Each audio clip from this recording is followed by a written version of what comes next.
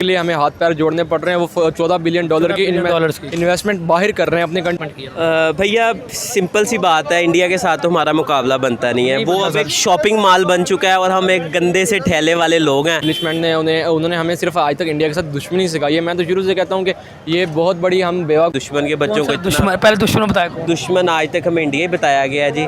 और यार पहले तो मुझे बताओ, अब श्रीलंका के अंदर उन्हें करप्शन नहीं ना नजर आ रही। हाँ ये बात ठीक है, 100% बात नहीं समझ रहे कि चांद पे जा रही है, हम इधर ही लड़ते मर जाएंगे। तू शिया मैं काफर, तू वहाबी ते मैं पीटीआई ते मैं नाइजीरिया के फ़ायदे के लिए कर रहे हैं। 10% फ़ायदा नाइजीरिया को होगा, 90% फ़ायदा इंडिया को होगा।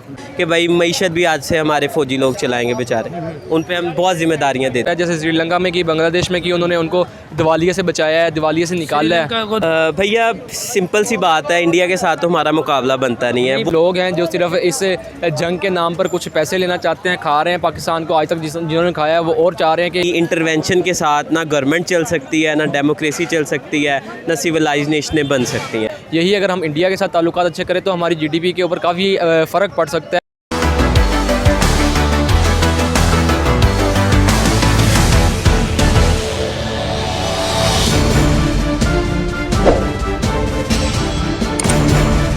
वालेकुम अस्सलाम सर कैसे हैं आप? अल्हम्दुलिल्लाह जी।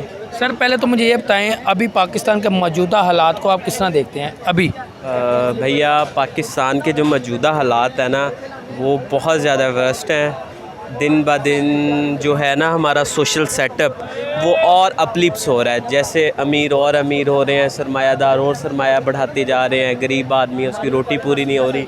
जो सोशल पॉलिटिकल इकोनॉमिक सिचुएशन है वो दिन ब दिन डाउन हो रही है। कोई सिस्टम नहीं है, कोई चेक्स एंड बैलेंसेस नहीं है, हर बंदा अपनी भागम दौड़ में लगा हुआ है।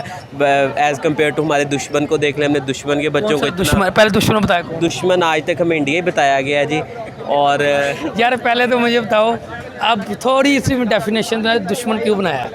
आपको दुश्मन लगता है? वो दुश्मन वाले काम तो बस कर नहीं रहे अभी तक। भाई देखिए सादी सी बात है इधर देख कि मिलिट्री स्ट्रेटजी में ना एक पॉइंट होता है कि आपने आयशा सिद्दीका की एक बुक है उसमें बता दी कि पाकिस्तान की जो आर्मी की इकॉनमी है ना, $100 मिलियन की इकॉनमी है। 100 मिलियन मतलब a state within a state. Doctor Ishtiaq Ahmed साहब अपनी गैरिजन स्टेट में लिखते हैं कि पाकिस्तान की सारी सिविलाइज्ड जितने भी कैपिटलिस्ट हैं वो एक साइड पे हैं, हमारे जो सो कॉल्ड प्रॉपर्टी डीलर्स हैं वो एक साइड पे हैं। तो इस वजह से सोशल पॉलिटिकल सिस्टम ने कोलैप्स ही करना है, क्योंकि कभी भी आर्मी की इंटरवेंशन के साथ ना गवर्नमेंट चल सकती है, ना डेमोक्रेसी चल सकती है, ना सिविलाइज नेशनें बन सकती हैं। सबसे पहले यही नेहरू साहब ने किया था कि उन्होंने सबसे पहले मौलवी को मस्जिद तक रखा था अपने, और जो उनकी आर्मी थी उनको बैरगों तक महदूद किया था। उसके बाद ही उन्होंने सेकुलर होके एक काम स्टार्ट किया। हमारे यहाँ तो मजहबी इंतहा पसंदी दिन ब दिन बढ़ रही है, चीज़ें कोलैप्स से कोलैप्स करते जा रही हैं, इकोनॉमिक सिचुएशन वर्स हो रही है, दुश्मन चांद पे चला गया है। अब हम अभी तक आपने मुझे पहले डिटेल में बताओ दुश्मन किस तरह? दुश्मन के बच्चों को हमने पढ़ाना था जी, उनको पढ़ा लिया है। अपने बच्चों के हमारा आप एजुकेशन के बजट में कट देख लें कितना बड़ा लगा है। हर गवर्नमेंट प्राइवेट यूनिवर्सिटीज़ का तो अलग सेपरेट सिस्टम है, गवर्नमेंट यूनिवर्सिटीज़ ने फीसिस बहुत इंक्रीज़ कर दी हैं। इवन मैं कल पंजाब यूनिवर्सिटी की बात है कि 11 से उन्होंने ट्रांसपोर्ट का जो शेड्यूल है वो तकरीबन डबल कर दिया। गरीब का बच्चा जो पढ़ रहा था वो भी ख़त्म कर दिया, लेकिन हमने दुश्मन के बच्चे पढ़ा लिए। ठीक है सर, मैं आपने जैसे मैं बात करने जा रहा हूँ कि इंडिया ने अपने एक अफ्रीकन कंट्री के अंदर उन्होंने $14 बिलियन की इन्वेस्टमेंट की है। मकसद पूछने का कि उन्होंने ये भी बात की है, हमारे अगर किसी अच्छे रिलेशन है हम वहाँ पर इन्वेस्टमेंट करते जाएंगे। उन्होंने पेट्रोल केमिकल जो इंडस्ट्रीज है उसमें उन्होंने इन्वेस्टमेंट की। सर क्या कहेंगे इस बारे से?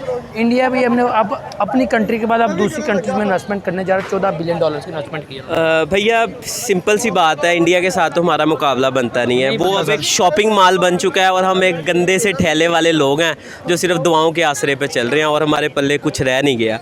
इकोनॉमिक इंडिकेटर देख लें आप, अपनी पर कैपिटा जीडीपी देख ले, वो दिन ब दिन कम से कम तर हो रही है। रिसोर्सेज आपके पास कुछ है नहीं, बस बचपन से यही सुना है कि पाकिस्तान नूर और नूर को जवाल नहीं। ये सारे शीट्स थे जो हमारे चंद हाँ कह लें कि स्टेट इंटरप्रिटेशन थी हमारे मुल्क को चलाने के लिए, जिसने हमें तबाह कर दी। सर मुझे बताएं, अगर हमने अपने रिलेशन किसी कंट्रीज के साथ अच्छे रखे होते हैं, अफ़गानिस्तान के साथ, इंडिया के साथ, बांग्लादेश के साथ, जहाँ के हमारा बांग्ला से 1971 जो हमारा आज़ाद, हमने कोई रिलेशन ऐसे रखे होते तो ये हमारे दिन ना देखने पड़ते।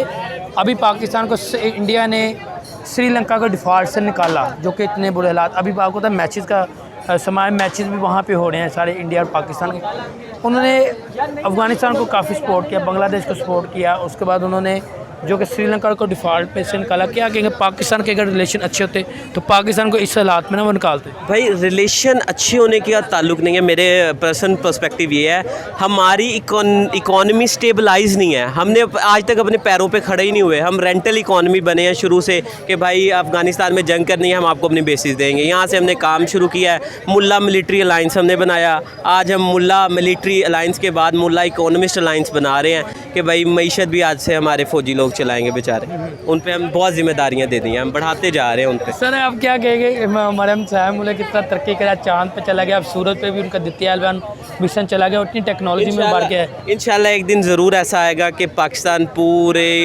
दुनिया पे राज करेगा, कोई सारी दुनिया चांद पे जा रही है, हम इधर ही लड़ते मर जाएंगे, तू शिया मैं काफिर, तू वहाबी ते मैं PTI ते मैं नून लीग। चले ठीक है सर, बहुत शुक्रिया। जज़ाकल्लाह। रिलेशन की अगर हम बात करें तो रिलेशन के जो आपकी फ़ॉरेन वो है एम्बेसी है, एम्बेसीज़ हैं, जो फ़ॉरेन मिनिस्टर हैं, उनकी पॉलिसीज़ पे डिपेंड करता है ना कि आपके रिलेशन किसी कंट्री के साथ, फ़ॉरेन कंट्री के साथ कैसे हैं। अगर आपकी पॉलिसीज़ ही नहीं अच्छी होंगी तो फिर आपके रिलेशंस नहीं अच्छे हो सकते हैं। आपको अच्छे रिलेशंस के लिए अच्छे पॉलिसी होनी चाहिए, और अच्छी पॉलिसी के लिए अच्छा मिनिस्टर आपका फ़ॉरेन होना चाहिए, जिसको समझ हो कि भाई फ़ॉरेन कंट्रीज़ के साथ आपने फ़ॉरेन लेवल के ऊपर, इंटरनेशनल लेवल के ऊपर अगर कोई डील्स करनी है वो किस तरह करनी है, पाकिस्तान के फ़ायदे में करनी है, पाकिस्तान के कहीं पर पाकिस्तान के फ़ायदे में करनी है, कहीं पर पाकिस्तान के नुकसान में करनी है। सर मुझे जब हम बात करने जा रहे हैं, जैसे कि आपको पता है श्रीलंका डिफ़ॉल्ट में हुआ, उस डिफ़ॉल्ट के अंदर से इंडिया ने उसे इस डिफ़ॉल्ट से निकाला। अगर हम बात करें बांग्लादेश और अफ़गानिस्तान की, काफ़ी हेल्प करता है इंडिया। सर इस पे आप क्या कहेंगे, फिर हम टॉपिक पे बढ़ेंगे। देखिए जी, आज तक हमारे सियासतदानों ने और हमारी जो हैं इस्टेब्लिशमेंट ने उन्होंने हमें सिर्फ आज तक इंडिया के साथ दुश्मनी सिखाई है। मैं तो शुरू से कहता हूँ कि ये बहुत बड़ी हम बेवकूफ़ी कर रहे हैं। एक इतनी अच्छी कंट्री के बिल्कुल बॉर्डर के लाइन के साथ होते हुए, इतनी अच्छी GDP की बॉर्डर लाइन के साथ होते हुए हमारे उनके साथ ताल्लुकात अच्छे नहीं है। यही अगर हम इंडिया के साथ ताल्लुकात अच्छे करें तो हमारी GDP के ऊपर काफ़ी फ़र्क पड़ सकता है। बहुत सारी इन्वेस्टमेंट्स आ सकती हैं, बहुत सारी इन्वेस्टमेंट जा सकती हैं, बहुत सी आपकी ट्रांसपोर्टेशन चल सकती है, बहुत सारी आपकी जो इम्पोर्ट एक्सपोर्ट है उसके अंदर बहुत ज़्यादा आपको फ़ायदा हो सकता है। लेकिन हमारे कुछ लोग हैं जो सिर्फ इस जंग के नाम पर कुछ पैसे लेना चाहते हैं, खा रहे हैं पाकिस्तान को। आज तक जिन्होंने खाया है वो और चाह रहे हैं कि ये मसला कभी भी हल ना हो, कश्मीर का मसला हल ना हो, पाकिस्तान और इंडिया की कभी दोस्ती ना हो, ताकि उनको उनका हिस्सा मिलता रहे। सर मेरा सवाल ये है कि मैं टॉपिक बढ़ता, सर इंडिया ने अफ्रीकन कंट्री में $14 बिलियन की इन्वेस्टमेंट का ऐलान किया। उन्होंने कहा हम $14 बिलियन की इन्वेस्टमेंट करेंगे, क्या कहेंगे इस वाले सर, इतनी बड़ी इन्वेस्टमेंट करने जा रहे हैं? देखें, इन्वेस्टमेंट करने जा रहे हैं, वो उनके पास रिजर्व्स हैं तो वो इन्वेस्टमेंट करने जा रहे हैं। यहाँ पर $2 मिलियन के लिए हमें हाथ पैर जोड़ने पड़ रहे हैं। वो $14 बिलियन की इन्वेस्टमेंट बाहर कर रहे हैं अपनी कंट्री से बाहर। मतलब इसका मतलब है कि उनके पास इससे कई गुना ज़्यादा बिलियन डॉलर के रिजर्व्स हैं जो अपनी वो कंट्री के ऊपर लगा रहे हैं। यहाँ पर हमें अपने भूख के लाले पड़े हुए हैं, हम कहाँ पर क्या किसी की इन्वेस्टमेंट करेंगे, किसी के साथ इन्वेस्टमेंट हम लेने के लिए हम हाथ पैर जोड़ रहे हैं। लोग हमारे कंट्री के अंदर इन्वेस्टमेंट करने से डर रहे हैं कि हमें यहाँ से प्रॉफिट मिलेगा नहीं मिलेगा, डिफ़ॉल्ट ना हो जाए, कहीं पर ये ना हो जाए उनकी इन्वेस्टमेंट डूब जाए। और आज तक यही हुआ कि अक्सर कंट्रीज़ की इन्वेस्टमेंट डूबी है। कोई भी यहाँ से जिन्होंने कर्जा दिया आपको, आज तक उनको कर्जा नहीं वापस मिला। सर मुझे ये बताएं, हम अगर पेट्रोल के हमने एक नारे लगवाए थे, पेट्रोल हमें रशिया से आ रहा है, जो कि रशिया ने जो कि अपनी एक स्टेटमेंट दी, उन्होंने एक ट्वीट किया कि हम आपको कोई फ्यूल नहीं दे रहे, आप झूठी बातें ना अपने आवाम पे फैलाएं, कोई 45% डिस्काउंट नहीं दे रहे। सर फ्यूल हमें आज तक नहीं मिला, जो हमारा पेट्रोल जो कह रहे थे आया वो कहाँ पे गया, हमारा जो ऑयल कह रहे थे आया? देखें, जो जब उन्होंने एक कंट्री ने, जिस कंट्री की आप बात करें, उन्होंने ही ट्वीट कर दिया कि जी हमने दिया ही नहीं है, तो फिर वो कह रहे हैं 45% हमने कोई डिस्काउंट नहीं दिया। डिस्काउंट नहीं हमने आपको दिया, डिस्काउंट नहीं दिया। वो आया कहाँ पर, वो नज़र तो है कहाँ पर आया, उल्टा पेट्रोल महंगे से महंगा होता जा रहा है। वही मैंने आपको बात की कि फ़ॉरेन आपको रिलेशन के लिए एक फ़ॉरेन अच्छी पॉलिसी चाहिए जिससे आप पाकिस्तान के फ़ायदे के जो हैं वो कर सकें, मुआहिदे कर सकते हैं। अगर आप पाकिस्तान के नुकसान में मुआहिदे करेंगे, उल्टा महंगाई होगी, तो उसका फ़ॉरेन रिलेशन का फ़ायदा ही नहीं है। आप ऐसे फ़ॉरेन रिलेशन पैदा करें जिसके साथ आपकी आवाम को फ़ायदा हो, जिसके साथ आपके गरीब आवाम को फ़ायदा हो। लेकिन जब उल्टा महंगी चीज़ें मिलेंगी तो कोई फ़ायदा नहीं है ऐसे रिलेशन का। सर मैं बस ये है कि जो इंडिया वो इनके जो जहाँ पर इन्वेस्टमेंट करने जा रहा है अफ्रीकन कंट्री में, वो उनके केमिकल पेट्रोल को जो है ना वहाँ पे इन्वेस्टमेंट करने जा रहा है $14 बिलियन की। सर क्या कहेंगे आप? देखे वो उन्होंने पेट्रोल पे उनका उनका पेट्रोल आपको वजह ऑलरेडी उनका सेल आउट इतना होता नहीं पेट्रोल, जिसकी वजह से लेके चलेंगे। सर क्या कहना चाहिए, इंडिया जहाँ पे भी अपने पैर रख रहा है, अपने पैर पूरे कदम पे रख रहा है और आगे वहीं से सारे कंट्री को मिलके वो आगे चीज़ें पहुँचाता है। देखिए, अगर जब आप एक अपनी कंट्री को एक हद तक डेवलप कर लेते हैं ना, उसके बाद आपका यही टारगेट होता है अच्छी के जो कंट्रीज़ हैं, जैसे आप देख लें अमेरिका देख लें, चाइना देख लें, जापान देख लें, उन्होंने अपने आप को स्टेबल करके आस्ता आस्ता दुनिया के ऊपर कंट्रोल करने के लिए काफ़ी हद तक उन्होंने दूसरी कंट्रीज़ में इन्वेस्टमेंट्स की हैं जहाँ पर उनको फ़ायदा हुआ है, उनको साथ लेके चलें ताकि उनके रिजर्व्स बढ़ें, उनकी अवाम की खुशहाली के लिए उनके जो GDPs हैं वो बढ़े। इसीलिए इसी तरीके के ऊपर चलते हुए इंडिया भी अब डिफरेंट कंट्रीज़ में इन्वेस्टमेंट कर रहा है, जैसे श्रीलंका में की, बांग्लादेश में की, उन्होंने उनको दिवालिया से बचाया है, दिवालिया से निकाला है। श्रीलंका को दिवालिया से निकाला उन्होंने। जी बिल्कुल, उनके पास जाहिर सी बात है इतने रिजर्व थे तो उन्होंने ये सब किया और वो अब आगे डेवलपमेंट बेहतरी से बेहतरी करने के लिए अपनी आवाम के लिए वो मुआहदे कर रहे हैं, रिलेशन बना रहे हैं अपने कंट्रीज़ के साथ और अपना फ़ायदा वो ज़्यादा देख रहे हैं। देखें अगर ऐसा तो नहीं हो सकता कि वो सिर्फ नाइजीरिया के फ़ायदे के लिए कर रहे हैं। 10% फ़ायदा नाइजीरिया को होगा, 90% फ़ायदा इंडिया को होगा। सर वो देखें, सर मेरा ये सवाल है, अगर हम बात करते हैं पाकिस्तान की, पाकिस्तान के अंदर पाकिस्तान ने अपने रिलेशन तो अपने बेहतर किसी कंट्री के साथ नहीं। सर मुझे ये बताएं, अगर इस टाइम हालात जो पाकिस्तान के चल रहे हैं, जितनी महंगाई हो रही है, क्या अगर पाकिस्तान और इंडिया के रिलेशन अच्छे होते तो इंडिया पाकिस्तान में इन्वेस्टमेंट करता तो ये हालात हमें देखना ना पड़ते? मेरा नहीं ख्याल, अगर हम इंडिया की ना भी बात करें, किसी भी और कंट्री की बात करें, अगर इस हालात में कोई भी कंट्री इन्वेस्टमेंट करे ना तो मतलब वो फ़ायदा हो सकता है, हमारी कंट्री की GDP को फ़ायदा हो सकता है, हम अपने आप को स्टेबल कर सकते हैं आस्ता आस्ता, स्लो बाय स्लो। लेकिन जब आपके कंडीशंस आपकी मार्केट की इतने बुरी हैं कि कोई भी कंट्री अगर इन्वेस्टमेंट करे तो उसका पैसा डूब रहा है तो फिर कोई भी नहीं करेगा। अगर इंडिया इस हालात मतलब रिलेशन हमारे अच्छे होते हैं और यही हालात होते तो मेरा नहीं ख्याल कि इंडिया भी करता।